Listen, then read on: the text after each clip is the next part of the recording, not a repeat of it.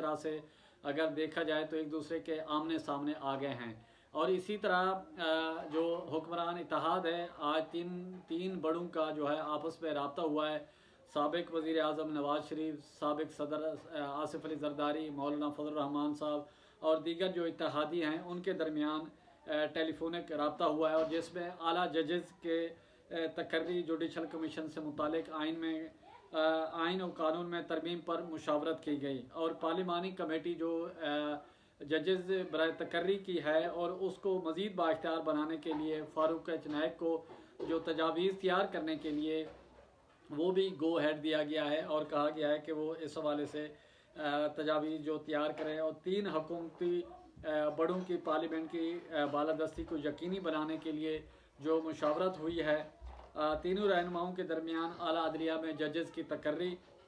Judicial council से मुतालिक आइन और कानून में तरमीम के हवाले से जो मुशावरत की गई। मुशावरत में सुप्रीम जुडिशल कौंसल की कार्रवाई की रिपोर्ट पार्लियामेंट में पेश करने की तजवीज़, पार्लिमानी कमेटी बराए जजेस का सिर्फ पोस्ट ऑफिस का किरदार ख़त्म करने पर इत्तेफाक किया गया है। और रहनुमाओं ने कमेटी को मज़ीद बाइख्तियार बनाने के लिए फ़ारूक एच नायक की तजावीज़ को आगे बढ़ाने पर भी इत्तेफाक किया है। और इस हवाले से जो कानून तौहीन अदालत का जो है के कानून में तरमीम पर भी तीनों रहनुमाओं में मुशावरत हुई है, और हुक्मरान इत्तेहाद के कानूनी और आइनी माहिरीन को अदालती असलाहत के हवाले से अलग अलग मुसवदा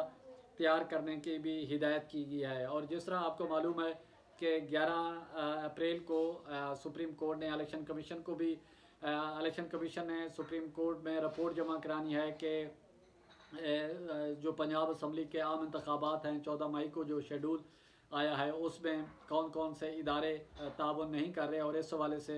इलेक्शन कमीशन ने सुप्रीम कोर्ट में रिपोर्ट जमा करानी है। और इस हवाले से इलेक्शन कमीशन ने तहरीरी तौर पर सुप्रीम कोर्ट को बताना है कि वो इस हवाले से वो बताएं कि उन्होंने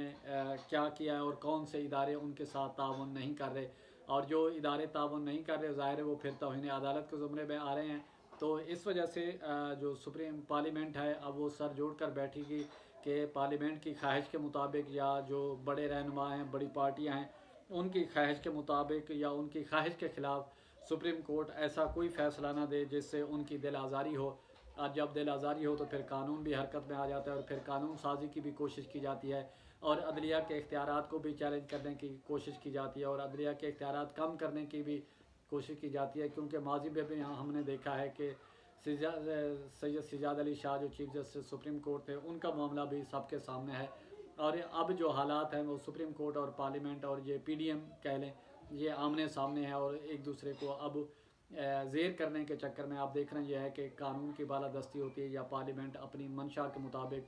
3 बड़ों सियासी जमातों की ख्वाहिश के मुताबिक फिर कानून साजी करती है। अब देखा जाए तो अगर आइन में तरमीम है तो इस टाइम जो पार्लियामेंट है वो शायद तरमीम करने के उसमें पोजीशन में नहीं है, क्योंकि उनके पास जो अददी अक्सरियत है वो आइन में तरमीम नहीं कर सकते, अलबत्ता कानून साजी कर सकते हैं। कानून साजी में फिर जॉइंट सेशन में भी चीज़ें जा सकती हैं, और फिर सेनेट से भी पास हो सकता है। तो इस हवाले से आप को आगाह करना था, और जो मामला थे आपकी नज़र में लाना चाह रहे थे। जो सियासी तौर पर मामला हैं वो इंतहाई गर्मी की तरफ बढ़ रहे हैं, और हर आने वाला दिन एक